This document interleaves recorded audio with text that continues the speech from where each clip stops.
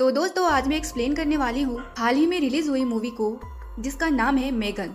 ये मूवी काफ़ी हिट रही है और काफ़ी अच्छे रिव्यू मिले हैं। फिलहाल IMDb पर इसकी रेटिंग है 6.7 की।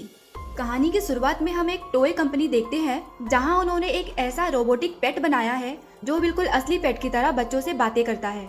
यहाँ से सीन कट होकर एडी को दिखाया जाता है जो अपने पेरेंट्स के साथ कहीं जा रही होती है और उसके पास भी वैसी ही सेम AI पेट होता है जो उसकी मौसी ने उसे गिफ्ट किया था। उसकी मौसी खुद उस टॉय कंपनी में डेवलपर है और इस पेट को उन्होंने ही तैयार किया था। हम कैडी के मॉम और उसके डैड को देखते हैं जो कुछ बातें कर रहे थे और रास्ता काफी ज्यादा बर्फ से भरा हुआ था। साथ ही साथ आसपास बहुत धुंध भी थी जिससे कुछ भी क्लियर नहीं दिख रहा था और इस वजह से उनका बहुत बड़ा एक्सीडेंट हो जाता है जिसमें कैडी की मॉम और डैड मारे जाते हैं और कैडी अनाथ हो जाती है। कैडी की मौसी गेमा जो रोबोटिक्स का काम करती है उन्हें कैडी की कस्टडी दे दी जाती है। गेमा कई दिनों से एक प्रोजेक्ट पे काम कर रही थी जिसका नाम है M3GAN, जिसे हम मेगन कहेंगे।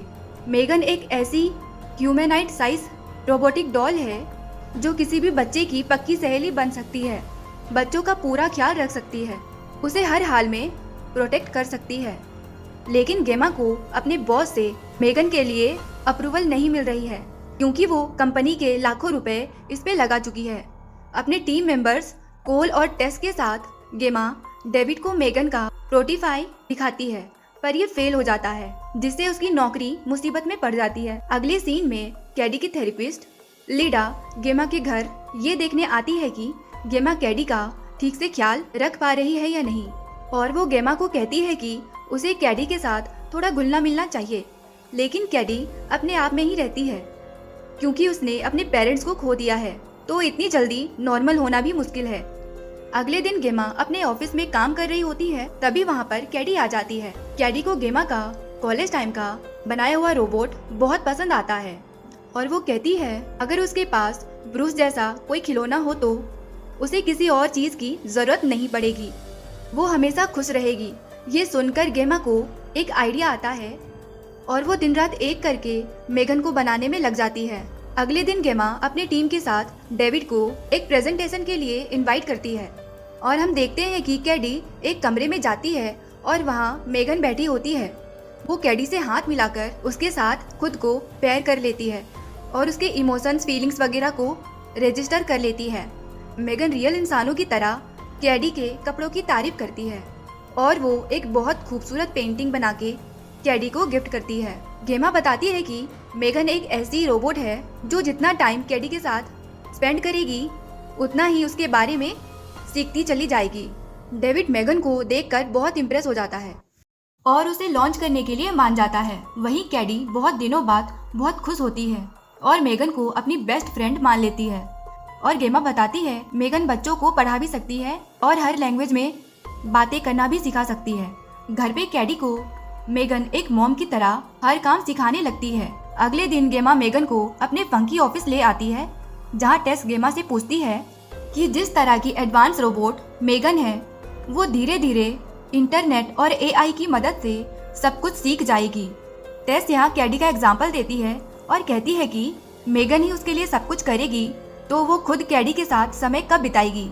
उस पर गेमा गुस्सा हो जाती है और कहती है कि उसने कैडी को इतना खुश कभी नहीं देखा है और वो मेगन की मदद से अपने पेरेंट्स की डेथ से उबर पा रही है।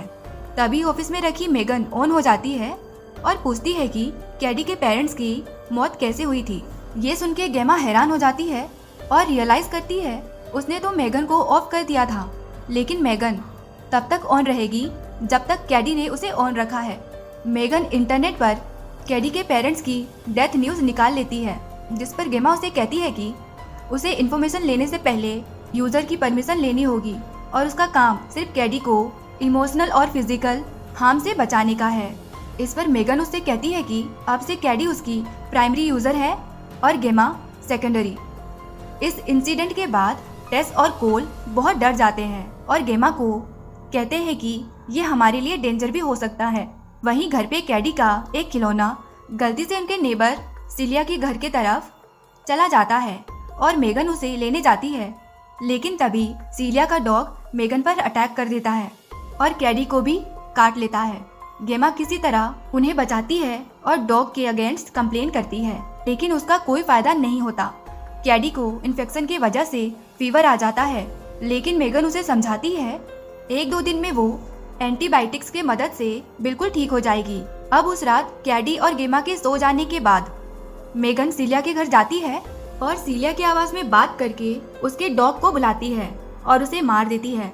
अगले दिन सीलिया पुलिस लेकर गेमा के घर आती है, लेकिन उन्हें कोई सबूत नहीं मिलता। दूसरे दिन फंकी को इन्वेस्टर्स के सामने मेगन का प्रेजेंटेशन देना होता है और गेमा मेगन और कैडी को उनके सामने प्रेजेंट करती है।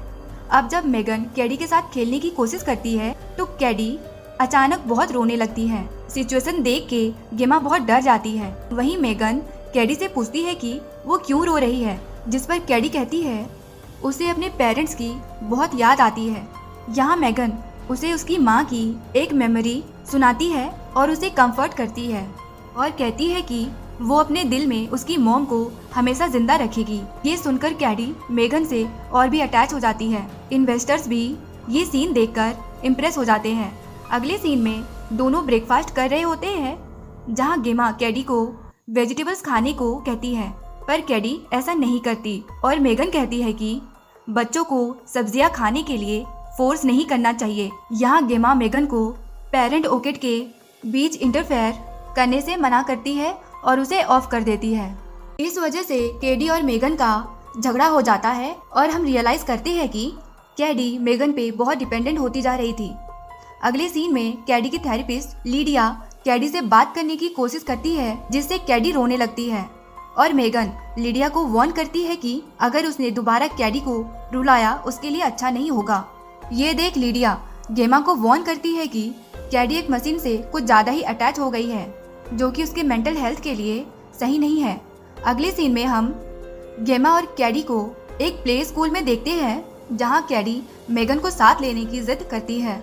गेमा सिर्फ इस शर्त पर मेगन को वहाँ लाती है कि वो बाकी टॉयज की तरह सेल पे रखी जाएगी, लेकिन गेम के दौरान एक बच्चा कैडी को परेशान करने लगता है, जिस वजह से मेगन उसके पीछे आती है। ये बच्चा मेगन को एक मामूली खिलौना समझने की गलती करता है और उसे लेके भागने लगता है।